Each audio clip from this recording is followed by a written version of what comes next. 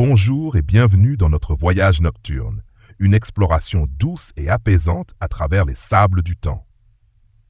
Ce soir, alors que le monde s'endort, nous allons nous laisser glisser dans le passé lointain pour rencontrer l'une des figures les plus fascinantes et les plus incomprises de l'histoire, Cléopâtre, reine d'Égypte. Imaginez-vous confortablement installé, les yeux se fermant doucement. Les bruits de la journée s'estompent et notre voix devient votre guide à travers la brume des millénaires. Nous n'allons pas vous raconter une histoire de bataille et de bruit, mais plutôt une narration calme, comme le murmure du vent dans les palmiers du Nil, un récit pour l'esprit et pour l'âme. Notre quête est de déconstruire le mythe pour révéler la femme, de passer outre les légendes pour toucher à la réalité. Cléopâtre n'était pas seulement une icône de beauté, ni une séductrice sans scrupules, comme on l'a souvent dépeinte à Hollywood et dans la littérature. Elle était une dirigeante brillante, une intellectuelle polyglotte et une stratège politique d'une finesse rare. Pour comprendre son histoire, il faut s'éloigner des clichés et s'immerger dans le contexte unique de son époque, une époque de transition où le monde méditerranéen basculait de l'ère des royaumes hellénistiques à l'hégémonie de Rome. Nous commençons notre voyage il y a plus de 2000 ans, en 69 avant notre ère. Cléopâtre est la 7e femme à porter ce nom dans sa dynastie, celle des Ptolémées. Mais son ascendance n'était pas égyptienne, comme on pourrait le croire. C'était une famille grecque, descendante de Ptolémée Soter, l'un des généraux d'Alexandre le Grand. Après la mort d'Alexandre, son empire immense fut divisé entre ses successeurs, les Diadoques. Ptolémée a reçu l'Égypte, établissant une dynastie qui régnera sur le pays pendant près de 3 siècles. Cette dualité, la Grèce et l'Égypte, la culture hellénistique et les traditions pharaoniques, est la clé pour comprendre Cléopâtre. Elle a été la première de sa lignée à apprendre la langue égyptienne, à embrasser les coutumes du peuple qu'elle gouvernait, un acte de génie politique qui lui a valu l'amour de son peuple, un amour que ses prédécesseurs n'avaient jamais connu. Alors que nous nous enfonçons plus profondément dans la nuit, laissez-vous emporter par le fil de l'histoire. Nous allons explorer son enfance au palais d'Alexandrie, une ville qui était à l'époque le centre intellectuel du monde. Imaginez la grande bibliothèque, un phare de savoir, et le phare d'Alexandrie, l'une des merveilles du monde antique. C'est dans cet environnement stimulant que Cléopâtre a grandi. Elle n'a pas seulement été éduquée aux arts et aux sciences de son temps, mais aussi à la politique complexe de son royaume. Son père, Ptolémée Gouste, était un homme de caractère faible, souvent contraint de se soumettre à la puissance grandissante de Rome. Sa propre survie sur le trône dépendait de l'argent et de la protection des Romains. Cléopâtre a vu son père être chassé du pouvoir, puis restauré, et elle a appris de ses erreurs. Elle a compris très tôt que le salut de l'Égypte ne résidait pas dans la confrontation, mais dans l'alliance, dans la diplomatie.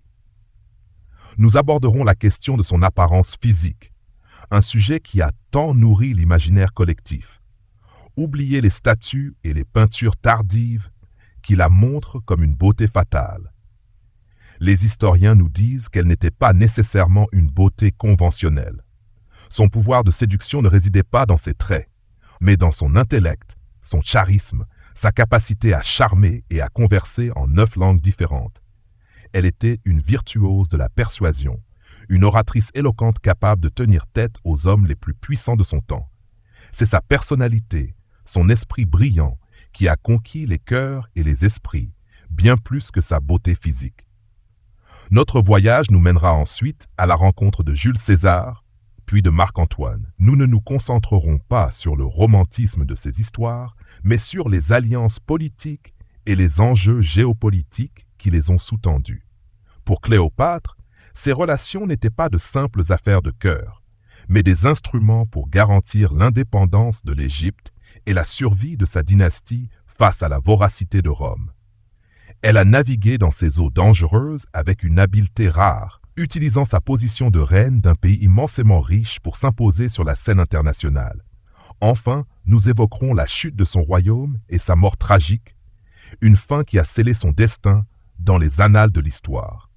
Mais même dans sa défaite, elle a démontré une force et une dignité qui ont impressionné ses contemporains. Sa mort n'est pas la fin de son histoire, mais le début de sa légende. Alors, fermez les yeux, respirez profondément. Laissez la journée derrière vous.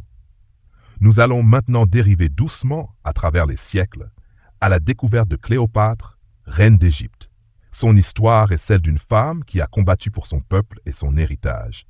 Une histoire d'intelligence, de courage et de dignité face à l'inévitable. Que ce récit vous apporte la paix et le repos, et que vous fassiez de doux rêves, bercés par les échos d'une époque révolue. Fermez les yeux et laissez-vous emporter par notre machine à remonter le temps. Nous atterrissons doucement dans la ville d'Alexandrie, dans l'Égypte de 69 avant notre ère.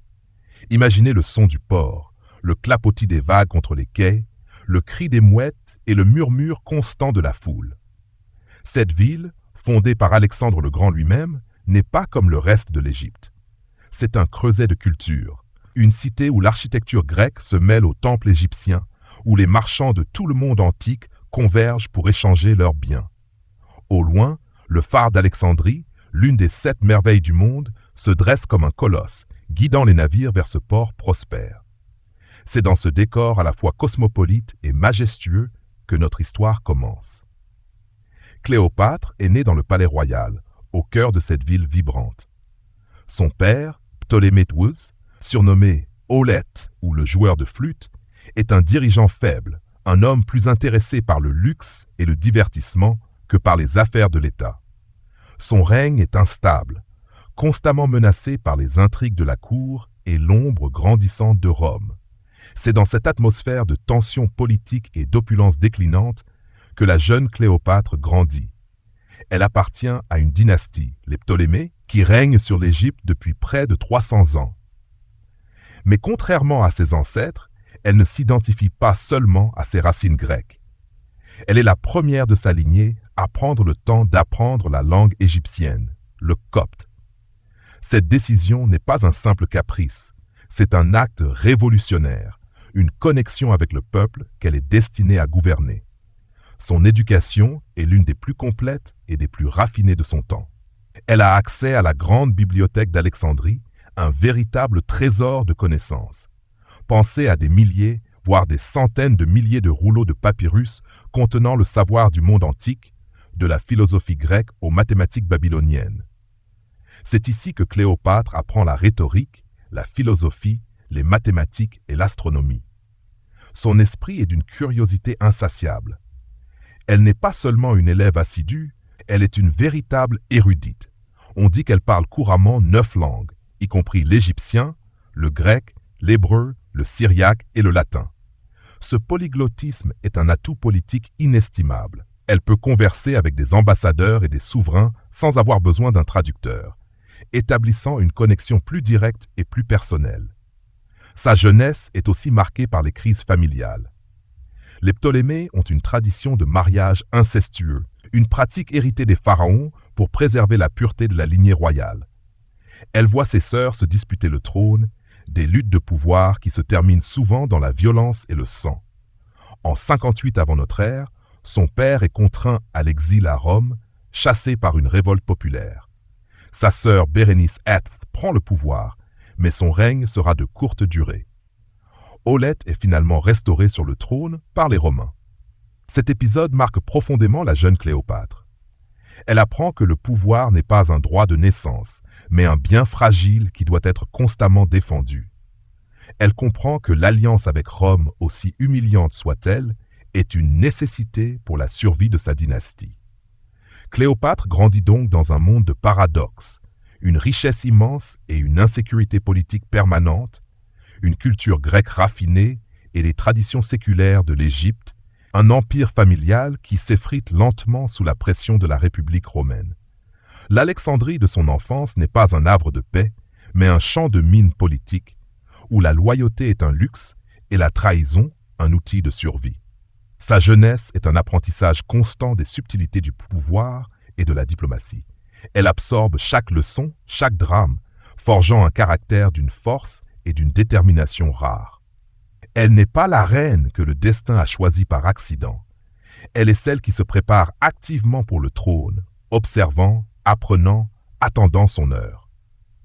Alors que les étoiles commencent à scintiller dans le ciel nocturne d'Égypte, nous laissons la jeune Cléopâtre à son apprentissage. Le bruit de la mer et le souffle doux de la brise du Nil vous invitent à la tranquillité.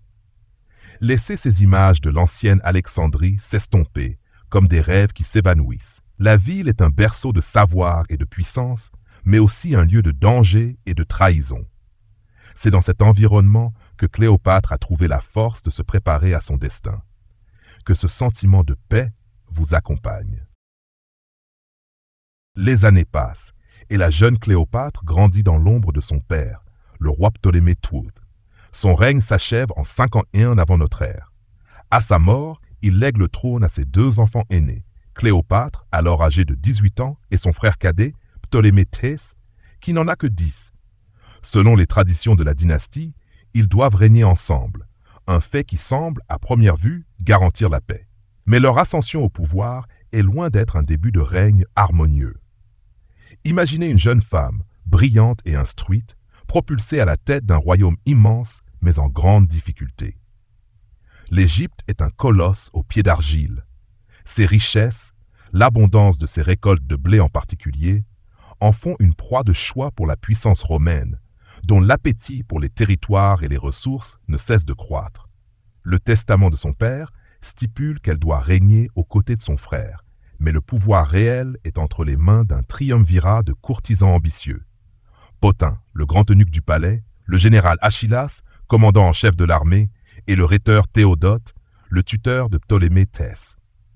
Ces trois hommes, cherchant à consolider leur propre pouvoir, voient en Cléopâtre une menace, une femme trop intelligente et trop indépendante pour être contrôlée.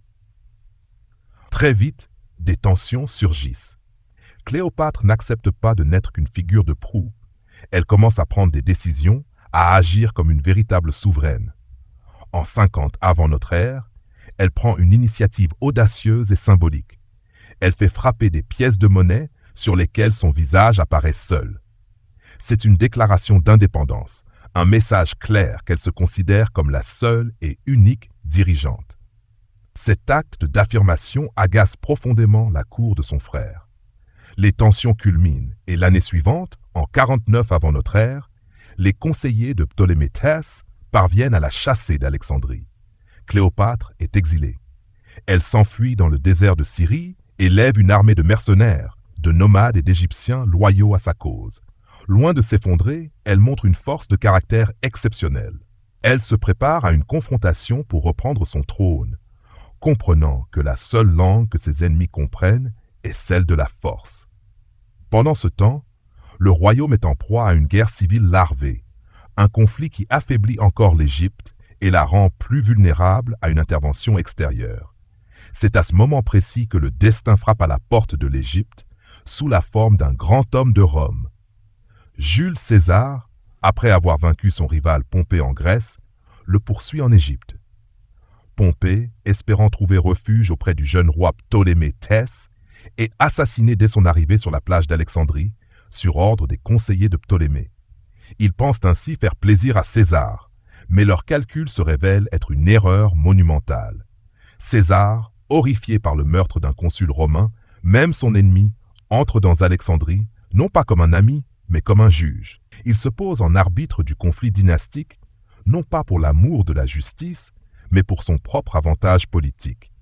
Il a besoin des richesses de l'Égypte pour financer ses légions et consolider son pouvoir à Rome. Cléopâtre, qui a appris l'arrivée de César, voit là une occasion unique de regagner le pouvoir. Elle sait que la diplomatie peut être plus puissante que l'épée. Elle organise une entrée audacieuse dans la ville, évitant les troupes de son frère. Selon la légende, elle se fait envelopper dans un tapis et est portée clandestinement au palais pour rencontrer César. Cette image, aussi romantique qu'elle puisse paraître, symbolise la détermination et l'ingéniosité de Cléopâtre. Elle ne se présente pas comme une reine déchue et suppliante, mais comme une vision de l'ingéniosité, une femme qui prend tous les risques pour son royaume. La suite de leur rencontre, les prochains jours, est une danse de pouvoir. César est impressionné. Il découvre non pas une beauté exotique, mais une femme d'une intelligence et d'un charme irrésistibles, capable de parler sa langue et de discuter de politique, de philosophie et d'histoire. Il est fasciné par son esprit, bien plus que par ses traits. Cette première conversation est le prélude d'une alliance qui changera le cours de l'histoire.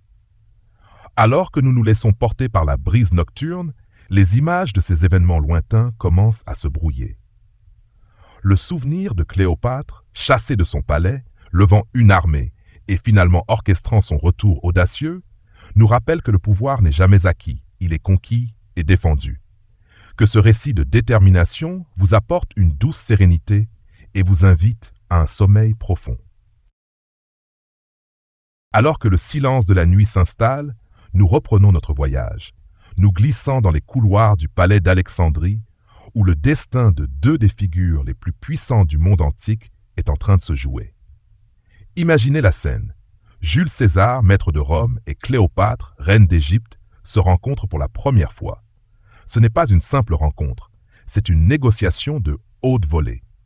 Pour Cléopâtre, c'est une question de survie et de reconquête. Pour César, c'est une opportunité de sécuriser les ressources égyptiennes et d'asseoir son autorité sur une région stratégique. Le pouvoir de séduction de Cléopâtre, souvent réduit à sa beauté, réside en réalité dans son intellect et son charisme. Plutarque, un biographe grec, nous dit que sa beauté en elle-même n'était pas si incomparable qu'elle put frapper d'abord. C'est sa conversation, son intelligence vive et sa capacité à charmer qui ont conquis César. Elle est capable de converser avec lui en latin, de lui parler des affaires politiques, de l'histoire et de la littérature, ce qui la distingue radicalement des autres dirigeants et diplomates qu'il a pu rencontrer. Pour César, c'est une connexion intellectuelle et politique rare. Il ne voit pas une reine étrangère, mais une égale, une partenaire potentielle. Cette rencontre déclenche un conflit connu sous le nom de guerre d'Alexandrie. Le frère de Cléopâtre, Ptolémée Thrace et ses conseillers, furieux de voir César prendre le parti de leur rival, assiègent le quartier royal où se trouve le général romain et Cléopâtre. La situation est tendue. Les légions de César sont en infériorité numérique et se retrouvent piégées dans la ville. Pendant plusieurs mois, les combats font rage. C'est durant cet épisode que la grande bibliothèque d'Alexandrie subit un dommage irréparable, un incendie qui détruit une partie inestimable de ses collections, une perte pour l'humanité qui symbolise la violence et le chaos de l'époque. Finalement, des renforts romains arrivent et César parvient à vaincre les forces de Ptolémée. Le jeune roi se noie dans le Nil alors qu'il tente de fuir. Cléopâtre est alors restaurée sur son trône, mais elle doit régner avec un autre de ses frères, le jeune Ptolémée XIV, conformément à la tradition ptolémaïque. Bien qu'il soit co-souverain en titre, Cléopâtre est la seule et unique souveraine de l'Égypte. Son lien avec César se renforce. Leur relation n'est pas seulement personnelle, elle est un partenariat politique. En 47 avant notre ère, Cléopâtre donne naissance à un fils qu'elle nomme Ptolémée César, surnommé Césarion, ce qui signifie Petit César. Cet enfant est pour elle une garantie pour l'avenir de sa dynastie, une reconnaissance formelle de sa légitimité par le chef de la République romaine. Pour César, la naissance de ce fils renforce son lien personnel avec l'Égypte et sa reine, une alliance qui lui permet de s'assurer un contrôle indirect sur les vastes richesses du pays. Après la victoire, César reste 9 mois en Égypte. Il s'installe au palais, explorant le pays avec Cléopâtre sur une barque royale, une sorte de croisière fluviale le long du Nil. Ce voyage n'est pas une simple escapade romantique. C'est une affirmation publique de leur alliance. Ils visitent les temples et les monuments antiques, consolidant le soutien des prêtres et du peuple égyptien à la nouvelle reine. Cette période est le point culminant de l'influence de Cléopâtre. Elle a non seulement retrouvé son trône, mais elle a aussi noué une alliance avec l'homme le plus puissant de Rome, une alliance qui promet la stabilité et la prospérité pour son royaume. Cependant, alors que nous nous laissons dériver au fil du Nil, il est important de se rappeler que cette alliance est précaire. Elle repose sur la vie d'un seul homme, Jules César, dont le pouvoir à Rome n'est pas sans opposition. Les dieux du Nil semblent veiller sur l'Égypte, mais les dieux de Rome sont beaucoup moins prévisibles. Les murmures de la cour égyptienne, les bruits de l'eau contre la coque de l'embarcation nous rappellent que cette période de calme est éphémère. Alors que la nuit devient plus profonde, laissez ces images du Nil et du palais d'Alexandrie s'effacer et laissez la sérénité vous envelopper.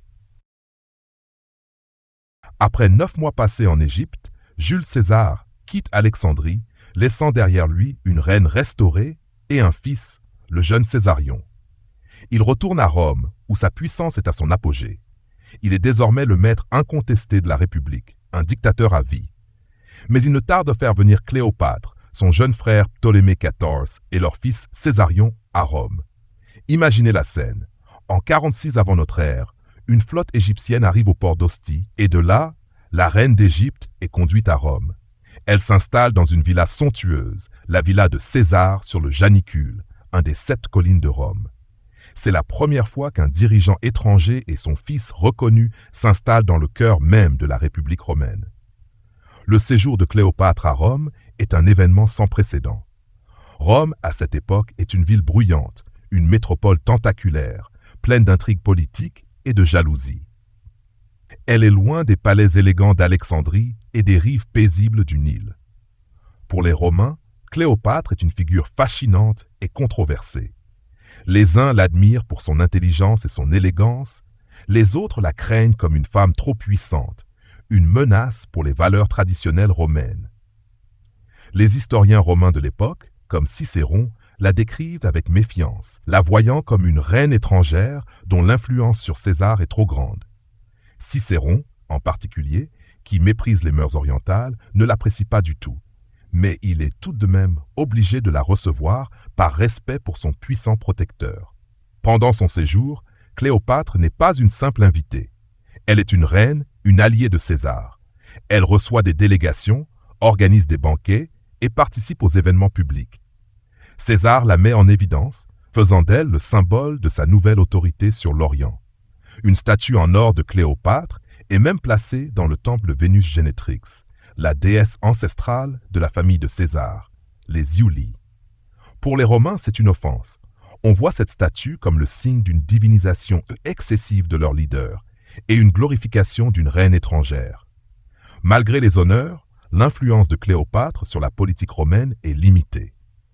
Elle est surtout une figure symbolique, un témoin des triomphes de César. Mais son séjour a une importance immense pour elle et pour l'Égypte. Il lui donne une connaissance approfondie de la politique romaine, de ses factions et de ses personnalités. Elle rencontre les acteurs clés de l'époque, ceux qui détermineront l'avenir de Rome et par conséquent de l'Égypte. Elle observe les rivalités et les jalousies, elle comprend les dynamiques de pouvoir. Elle est en première ligne pour voir l'instabilité qui règne malgré l'apparente stabilité de la dictature de César. Le séjour de Cléopâtre à Rome est de courte durée, mais il se termine de la manière la plus dramatique. En mars 44 avant notre ère, Jules César est assassiné par un groupe de sénateurs conspirateurs, dont Brutus et Cassius, au pied de la statue de Pompée au Sénat. Cet événement choque le monde romain et a des répercussions immédiates pour Cléopâtre. Son protecteur est mort. Son fils Césarion perd son père et la légitimité qu'il lui conférait. Cléopâtre, confrontée à un danger immense, quitte immédiatement Rome et retourne en Égypte. Elle a compris que sa sécurité et celle de son fils ne pouvaient être garanties qu'à Alexandrie. Une fois de retour, elle fait assassiner son jeune frère Ptolémée XIV et fait de Césarion, un enfant de 3 ans, son co-souverain, sous le nom de Ptolémée XV. Elle est désormais la seule et unique souveraine de l'Égypte, régnant aux côtés de son propre fils. Le destin l'a mise face à l'un des défis les plus redoutables de son règne. Alors que nous laissons le souvenir des rues bruyantes de Rome s'estomper, nous retrouvons le silence apaisant de l'Égypte. L'histoire de Cléopâtre à Rome n'est pas une simple parenthèse, c'est une leçon cruciale sur le pouvoir et sa fragilité. La mort de César marque la fin d'une alliance, mais le début d'un nouveau chapitre pour la reine. Que ce voyage à travers les échos du passé vous apporte une tranquillité profonde. Laissez-vous bercer par la brise du Nil et glissez doucement vers le sommeil. Le monde romain bascule dans le chaos après l'assassinat de Jules César. La mort du dictateur laisse un vide de pouvoir immense. 2 factions se forment immédiatement. D'un côté, les conspirateurs menés par Brutus et Cassius qui se prétendent libérateurs de la République.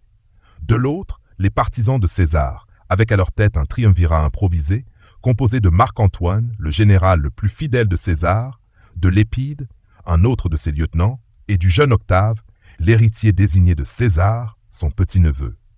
C'est le début de la guerre civile des libérateurs. Pendant que ces titans romains s'affrontent, Cléopâtre, de retour en Égypte, observe attentivement la situation. Elle comprend que son royaume est, comme une fois de plus, pris entre le marteau et l'enclume. L'Égypte a besoin d'alliés puissants pour survivre, mais choisir le mauvais camp pourrait signer son arrêt de mort. Pour le moment, elle maintient une position de neutralité prudente. Elle renforce son pouvoir à l'intérieur du royaume, s'assurant que sa position est incontestable. Elle est la seule souveraine. Elle prépare son pays pour les tempêtes à venir. L'Égypte devient un sanctuaire de stabilité dans un monde en plein tumulte.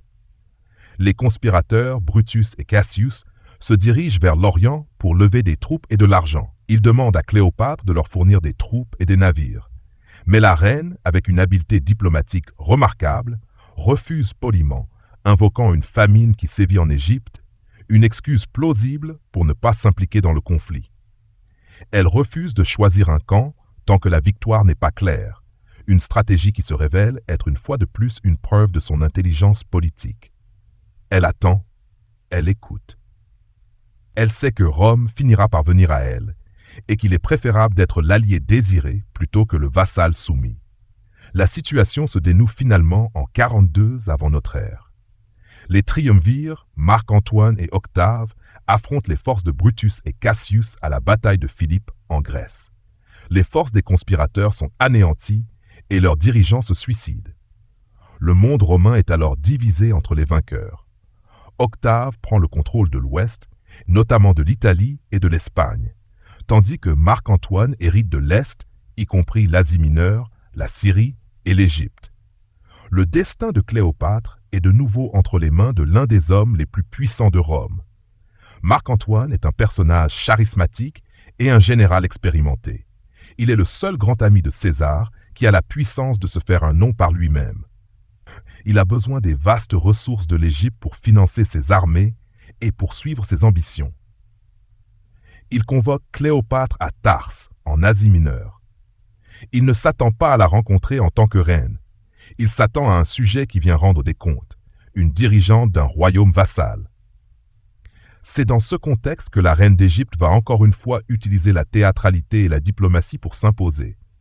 Plutôt que de se précipiter pour répondre à son appel, Cléopâtre prend son temps. Elle se prépare méticuleusement, comme pour une pièce de théâtre. Elle arrive à Tarse sur une embarcation somptueuse, au lieu d'un simple navire de guerre. Sa barque, avec sa poupe en or et ses voiles pourpres, est un spectacle en soi.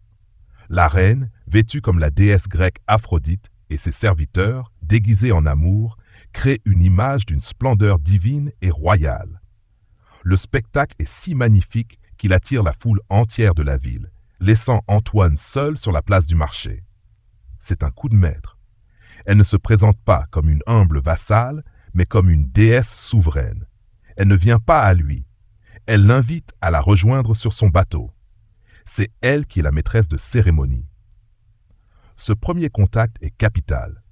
Marc-Antoine, loin d'être contrarié, est complètement fasciné. Il voit en elle une femme de pouvoir, une dirigeante, pas une simple reine d'un pays lointain. Il est conquis par son intelligence, sa vivacité et son esprit. La rencontre, qui aurait pu se résumer à une simple discussion entre un général et une reine, se transforme en un partenariat, le début d'une relation qui allait changer le cours de l'histoire. Alors que les images de la barque somptueuse de Cléopâtre s'éloignent dans la brume du soir, laissez ce sentiment de tranquillité s'installer. L'audace de la reine, sa capacité à transformer un défi en une opportunité, nous montre qu'elle est bien plus qu'une figure de roman.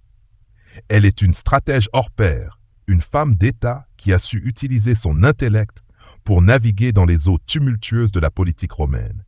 Que cette histoire de ruse et de détermination vous apporte une douce sérénité et vous guide vers un sommeil réparateur. Après cette rencontre à Tarse, le destin de Cléopâtre et de Marc-Antoine est lié. Antoine passe l'hiver 41-40 avant notre ère en Égypte et leur relation se transforme en un partenariat à la fois personnel et politique. Pour Cléopâtre, cette alliance est la concrétisation de son plan, assurer la sécurité de l'Égypte. Pour Antoine, le royaume du Nil est une source inépuisable de richesses pour financer ses campagnes militaires. Ensemble, ils forment une force formidable. Cléopâtre se révèle une conseillère avisée et une partenaire indispensable. Elle lui montre la richesse des mines d'or, des céréales et l'accès à une flotte maritime d'une puissance considérable. Au cours des années qui suivent, Marc-Antoine, en tant que maître de l'Orient romain, lance une grande campagne contre les Parthes, un puissant empire rival de Rome. Cléopâtre soutient cette campagne avec ses propres ressources financières et navales. Elle accompagne Antoine dans ses déplacements, renforçant leur image de couple régnant sur l'Est. Ce n'est pas une simple romance. C'est une alliance stratégique qui leur permet de contrôler la moitié du monde méditerranéen. Cléopâtre utilise son influence pour récupérer des territoires qui appartenaient autrefois à l'Égypte ptolémaïque, comme l'île de Chypre, des parties de la Syrie et de la Phénicie. Elle rêve de restaurer l'ancien empire de sa famille sous la protection de son allié romain. Marc-Antoine reconnaît ouvertement les enfants qu'il a eus avec Cléopâtre. Ils ont une fille, Cléopâtre Sélénée, et 2 fils, Alexandre Hélios et Ptolémée Philadelphe. Cette reconnaissance publique est sans précédent. En 34 avant notre ère, Antoine et Cléopâtre célèbrent leur alliance de manière spectaculaire lors d'une cérémonie grandiose à Alexandrie, connue sous le nom des Donations d'Alexandrie. Devant une foule immense, Antoine et Cléopâtre, vêtus comme des divinités grecques, Antoine en Dionysos, Cléopâtre en Aphrodite, proclament le partage de leur royaume. Leurs enfants reçoivent des titres royaux sur des territoires immenses. Césarion, le fils de Cléopâtre et de César, est proclamé roi des rois et co-souverain de sa mère sur l'Égypte et Chypre. Alexandre Hélios reçoit l'Arménie, la Médie et la Parthie, tandis que Cléopâtre Sélénée reçoit la Libye et la Cyrénaïque. Le plus jeune, Ptolémée Philadelphe, obtient la Syrie, la Phénicie et la Cilicie. Cette cérémonie a une signification politique énorme. Pour Marc-Antoine, c'est une manière de célébrer sa victoire sur les Parthes et de consolider son pouvoir en Orient. Pour Cléopâtre, c'est l'apogée de sa vie, le moment où elle voit le rêve de sa famille se réaliser. L'Égypte ptolémaïque, autrefois en déclin, est en train de renaître. Elle n'est plus un royaume vassal, mais le cœur d'un empire qui s'étend sur une grande partie de l'Est. Le pouvoir d'Antoine est enraciné dans l'Égypte de Cléopâtre. Mais à Rome, ces donations d'Alexandrie sont vues comme une provocation intolérable. Octave, le co-triumvir d'Antoine, utilise cet événement à son avantage. Il les présente comme une preuve de la trahison de Marc-Antoine. Il prétend qu'Antoine est sous le charme d'une reine étrangère, qu'il a abandonné les valeurs romaines et qu'il est en train de créer un royaume hellénistique rival de Rome. Octave diffuse une propagande féroce, dépeignant Cléopâtre comme une sorcière orientale qui a ensorcelé un grand général romain. La relation entre Cléopâtre et Marc-Antoine, autrefois un partenariat politique, est désormais une arme dans les mains d'Octave, un prétexte pour la guerre. Alors que les nuages de l'orage politique s'amoncellent à l'horizon, nous laissons le souvenir des splendeurs d'Alexandrie s'estomper. La grandeur des donations n'est pas le début d'un nouvel empire, mais le prélude à une chute. C'est le dernier moment d'apogée avant l'inéluctable confrontation. Laissez le récit de cette puissance et de cette ambition s'éloigner doucement, et laissez la paix de la nuit vous envelopper. Alors que le partenariat entre Cléopâtre et Marc-Antoine atteint son apogée, une atmosphère de tension monte à Rome. Les donations d'Alexandrie sont la goutte d'eau qui fait déborder le vase pour Octave. Le jeune héritier de César, patient et calculateur, a patiemment consolidé son pouvoir en Occident. Il a mis de l'ordre dans le chaos post-César et a présenté une image de lui-même comme le restaurateur de la République. Antoine, de son côté, est vu comme l'allié d'une reine étrangère, un homme qui a abandonné les valeurs romaines pour un luxe oriental. C'est une bataille de propagande où les faits sont tordus et les rumeurs sont monnaie courante. Octave dépeint Marc-Antoine comme un débauché, un homme sous la coupe d'une reine qui veut déplacer la capitale du monde à Alexandrie et asservir Rome. La situation se dirige inévitablement vers la guerre. En 32 avant notre ère, le Sénat romain, manipulé par Octave, déclare la guerre à Cléopâtre et non à Marc-Antoine, une ruse politique pour ne pas paraître attaquer un de ses compatriotes. C'est la dernière guerre civile de la République romaine, un affrontement non pas entre deux factions, mais entre deux visions du monde. L'Occident romain, avec ses traditions républicaines, face à l'Orient hellénistique, avec ses rois et ses reines. La reine Cléopâtre et Marc-Antoine rassemblent une force formidable. Ils disposent d'une flotte puissante, l'une des plus grandes jamais assemblées dans l'Antiquité, et d'une armée terrestre massive. Leur quartier général est situé à Samos, puis à Éphèse, et finalement en Grèce, à Patras. Cléopâtre est bien plus qu'une simple présence symbolique.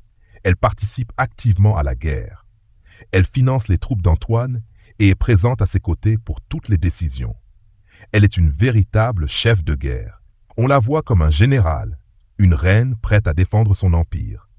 Pour elle, cette guerre est une question d'indépendance de l'Égypte, un combat pour la survie de sa dynastie. Les deux flottes, celle d'Antoine et de Cléopâtre, et celle d'Octave, se préparent pour la confrontation. La mer Ionienne devient le théâtre de la plus grande bataille navale de l'Antiquité. Antoine et Cléopâtre choisissent de se positionner au large du golfe d'Ambracie, près d'Actium. C'est un endroit stratégique, mais l'attente est longue et démoralisante. Les troupes d'Octave, dirigées par son ami et général Agrippa, sont plus mobiles et parviennent à bloquer la flotte d'Antoine et de Cléopâtre. Le ravitaillement se fait difficile, le moral baisse et la maladie se propage dans les camps. La situation est de plus en plus précaire. Le grand affrontement a lieu le 2 septembre 31 avant notre ère. C'est la bataille d'Actium. La journée commence par une sorte d'impasse. Les flottes se font face, mais les navires d'Antoine, plus lourds, ont du mal à manœuvrer. Les navires d'Octave, plus rapides et plus légers, esquivent les attaques. Au cœur de la bataille, Cléopâtre, à bord de son navire amiral, prend une décision aussi audacieuse qu'inattendue. Elle ordonne à sa flotte de briser le blocus et de s'échapper. Elle se retire de la bataille et met le cap sur l'Égypte. Son but est de sauver le trésor du royaume et de reconstruire une armée pour continuer le combat. Antoine, voyant le drapeau de Cléopâtre fuir, quitte la bataille à son tour, abandonnant ses troupes et ses alliés pour la suivre. Ce geste est perçu par ses hommes comme une trahison et un signe de défaite. Il abandonne ses forces terrestres qui n'ont d'autre choix que de se rendre. C'est la fin de la guerre. Actium n'est pas seulement une défaite militaire, c'est un désastre psychologique et politique. Le monde s'est soudainement inversé pour Marc-Antoine et Cléopâtre. L'apogée de leur puissance est terminée. Ils ont perdu la bataille et l'espoir. Octave a gagné la guerre, non pas par une victoire éclatante sur les eaux, mais par l'effondrement moral de ses adversaires. L'Égypte et sa reine sont désormais à la merci de Rome, et le destin de la dynastie ptolémaïque est scellé. Alors que les échos de la bataille d'Actium se noient dans le bruit des vagues, nous nous retrouvons en pleine mer, naviguant vers l'Égypte avec Cléopâtre et Marc-Antoine. Leur destin est désormais entre les mains d'un seul homme, Octave. Le silence de l'eau, le bruit de la brise dans les voiles et le ciel immense vous invitent à la tranquillité. Laissez ces images de la guerre s'éloigner et glissez doucement vers le sommeil. Après la défaite d'Actium, Marc-Antoine et Cléopâtre retournent à Alexandrie. Leur monde a basculé. Leurs alliés les ont abandonnés et l'immense puissance qu'ils avaient bâtie s'est effondrée. Cléopâtre, avec un sang-froid remarquable, tente de s'accrocher à son trône. Elle prépare la défense de l'Égypte, levant une dernière armée et une flotte, même si les chances sont minces. Elle cherche même à nouer des alliances avec des royaumes lointains, comme ceux des Nabatéens, pour continuer la lutte. Pour elle, la défaite n'est pas la fin, c'est un revers à surmonter. Pendant ce temps, Octave avance méthodiquement. Il consolide ses positions en Grèce et en Asie mineure avant de lancer son assaut final. Il ne se presse pas. Il veut que le monde entier voie sa puissance. Sa stratégie est de dépeindre Cléopâtre et Marc-Antoine comme des tyrans et sa propre intervention comme une libération. Sa propagande fonctionne. À Rome, il est célébré comme le sauveur de la République. Le destin de l'Égypte, le dernier grand royaume hellénistique, est scellé. L'invasion commence en 30 avant notre ère. Les forces d'Octave pénètrent en Égypte. La situation d'Antoine et de Cléopâtre est désespérée. Les troupes qu'ils ont rassemblées ne sont pas à la hauteur des légions romaines aguerries. Les soldats d'Antoine, démoralisés et sans espoir, commencent à déserter et à passer à l'ennemi. Les dernières forces d'Antoine sont rapidement vaincues. Le combat se termine par la prise d'Alexandrie. La ville, autrefois le joyau de l'Orient, est sur le point de tomber. Au milieu de cette débâcle, Marc-Antoine reçoit une fausse nouvelle. On lui fait croire que Cléopâtre est morte.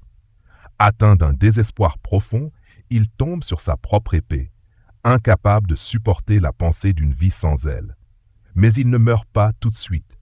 Il est transporté dans un dernier souffle jusqu'à Cléopâtre, qui s'était enfermée dans le mausolée qu'elle avait fait construire pour elle-même.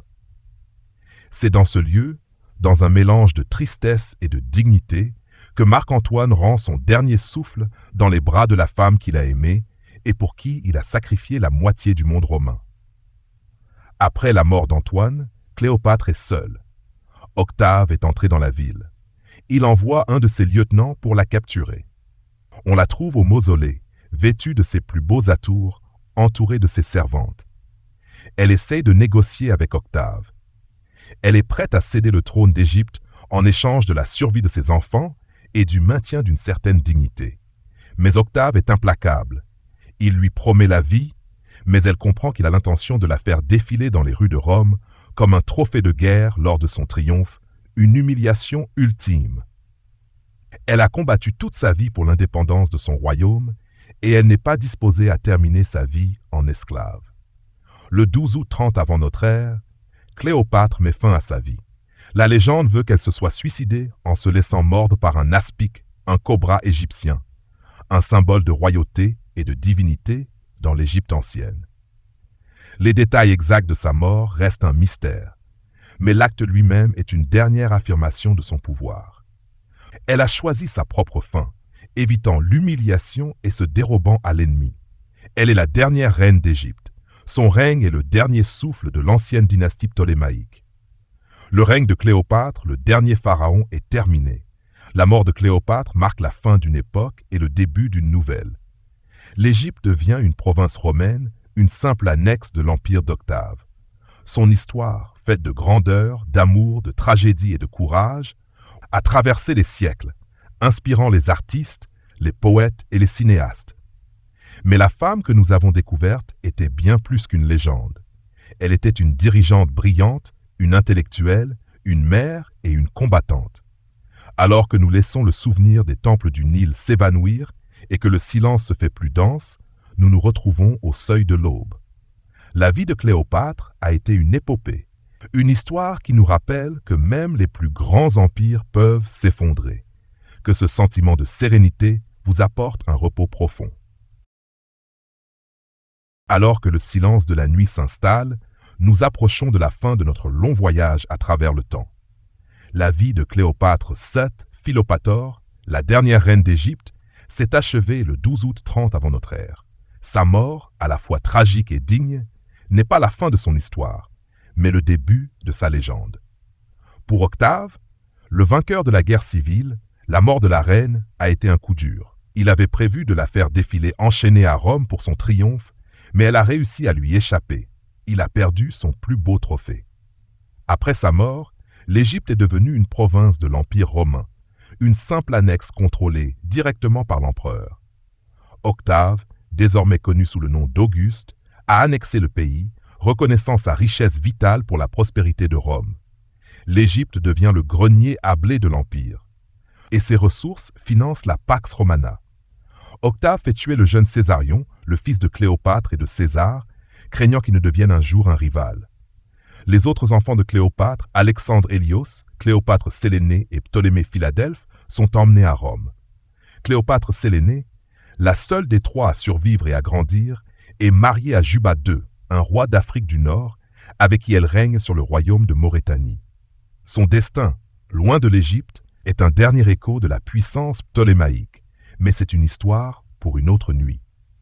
La mort de Cléopâtre a eu des répercussions immenses sur l'histoire.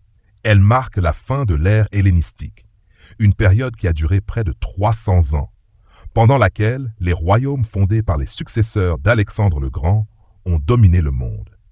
Avec la chute de l'Égypte, Rome est désormais la seule superpuissance du monde méditerranéen. La République romaine, rongée par les guerres civiles, s'éteint pour laisser place à l'Empire romain. Auguste, le premier empereur, va régner pendant de nombreuses années, inaugurant une période de paix relative. Cléopâtre a été l'ultime rempart contre la domination totale de Rome, l'incarnation de l'indépendance de l'Orient face à la puissance de l'Occident. Son héritage est à la fois celui d'une dirigeante politique et celui d'une figure légendaire. En Égypte, les prêtres continuent de la vénérer comme la dernière pharaone, la dernière d'une lignée qui remonte à des millénaires. À Rome, elle est à la fois admirée et diabolisée. Les historiens romains de l'époque, comme Tite Live et Plutarque, la dépeignent en grande partie à travers le prisme de la propagande d'Auguste, la réduisant à une figure de séductrice, une femme exotique qui a conduit un grand homme de Rome à sa perte. Cette image qui a traversé les siècles est la plus tenace. Shakespeare, puis Hollywood, ont donné corps à ce cliché, transformant Cléopâtre en une icône de beauté fatale, occultant son intelligence, son éducation et sa finesse politique. Pourtant, la femme que nous avons découverte était bien plus que cela. Elle a été une souveraine d'une intelligence rare, une stratège audacieuse et une visionnaire qui a compris que l'avenir de l'Égypte ne dépendait pas de la force brute, mais d'alliance avec les hommes les plus puissants de son temps. Elle a embrassé son héritage égyptien, parlant leur langue, agissant en pharaon et s'assurant ainsi l'amour de son peuple. Elle a su se transformer en déesse pour son peuple, en alliée pour César, en partenaire pour Marc-Antoine et en adversaire redoutable pour Octave. Elle a défendu la souveraineté de son pays jusqu'à la dernière minute. Alors que nous laissons le souvenir des palais d'Alexandrie et le souffle du vent du Nil s'estomper, nous nous retrouvons sur les rives de la conscience. L'histoire de Cléopâtre est un rappel que l'histoire est écrite par les vainqueurs, mais que l'on peut toujours, en fermant les yeux, trouver la vérité derrière les légendes. Laissez cette pensée apaisante vous guider vers un sommeil profond. Le soleil se couche sur l'Égypte ancienne et les étoiles veillent sur une nouvelle ère. Doux rêve!